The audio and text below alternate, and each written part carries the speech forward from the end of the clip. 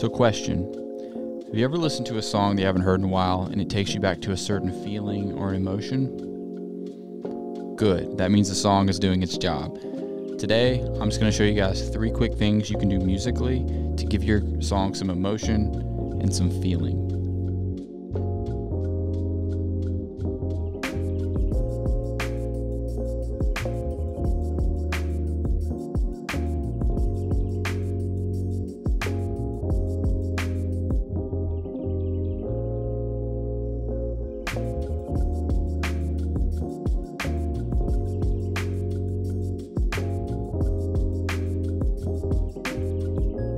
As always, guys, subscribe to the channel. We're getting really close to 100 subs. Thank you for your support, everything that you've been doing this past year for us to show us love. We really appreciate it. Also, real quick, just want to plug this. We're going to have a live show, December 22nd. We're going to have a few acts come on, perform for you guys. We're going to, like I said, do a live show with me, Dale, and Patrick. We're all going to be dressed Christmas themed. It's going to be great. All right, back to the video. So why is it important? Why is it important to do these little things to give your song that extra emotional edge? Personally, to me, I think it's important because there are songs that I've listened to where you capture a feeling that you have while listening to that song, and suddenly you hear it again and it kind of reopens that door and you have a connection to it. Your goal as a songwriter, you always want to have a connection yourself to the song, but you'd like for listeners to also develop a connection. So we're going to talk about 3 little things you can do musically to do that.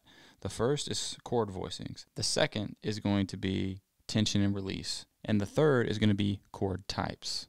So let's go ahead and start with chord types. Why is it important what type of chords you play? Well, each chord has its own feeling, in my opinion. So for today's demo, we're going to be using a song I wrote called I Was Wrong This Time. This is the introduction using only major and minor chords.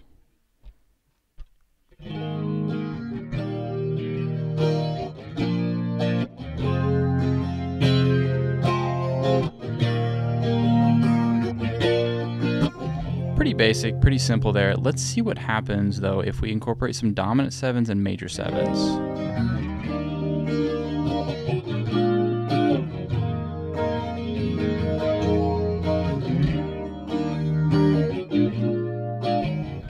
Different chord types, different emotions, different feelings. Let me know what you guys thought down below.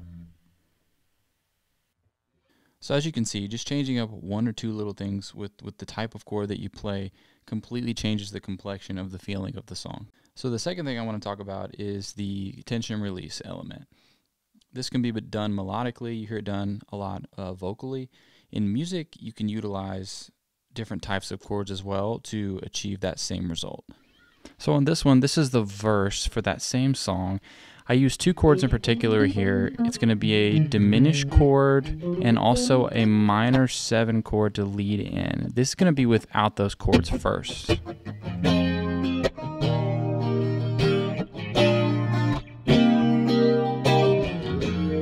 Again, nothing wrong here. This is all fine and dandy.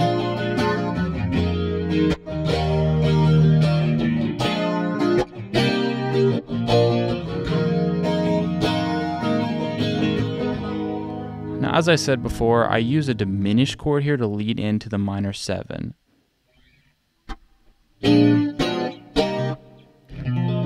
Sort of bridging those 2 chords together with the diminished chord.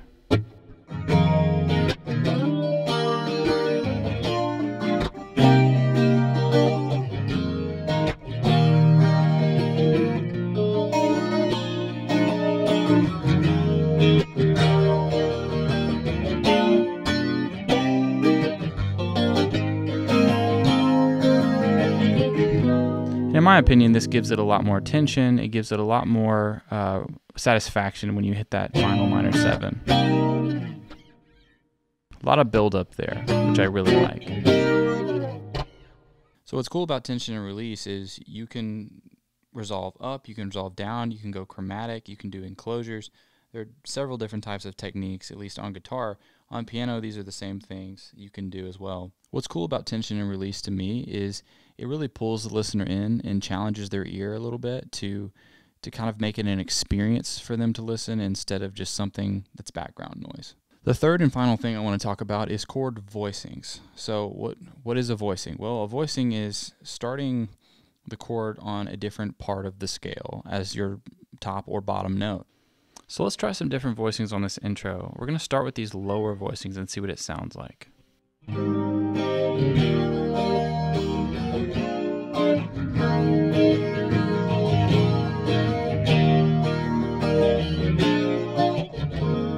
Nothing wrong with that. Let's try some higher ones.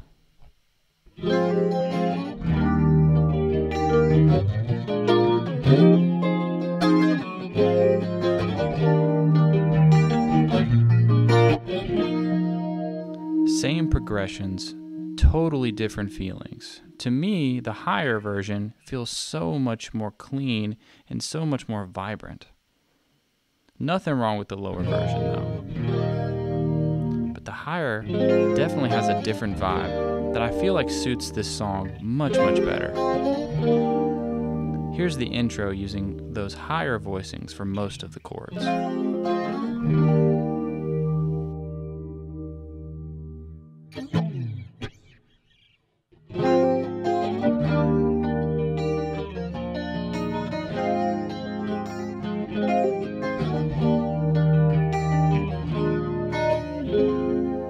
Now we'll play the lower and then the higher voicing intros and let you compare and contrast.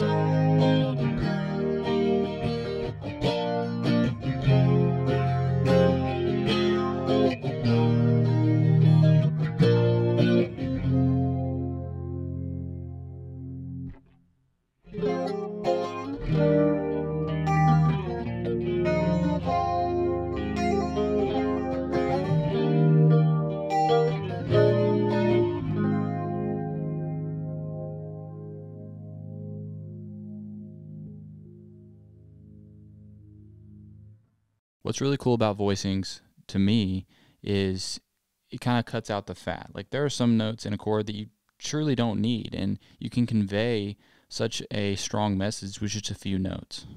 Instrumentally, if you've got a bass player, you don't really need to play a full C chord. Maybe you just need to play the top 3 notes or the top 3 strings. What's cool with voicings is it's the same chord, but it's a different version of the same chord. It has a different texture, it has a different feeling. All right, guys, I hope you enjoyed that small tutorial.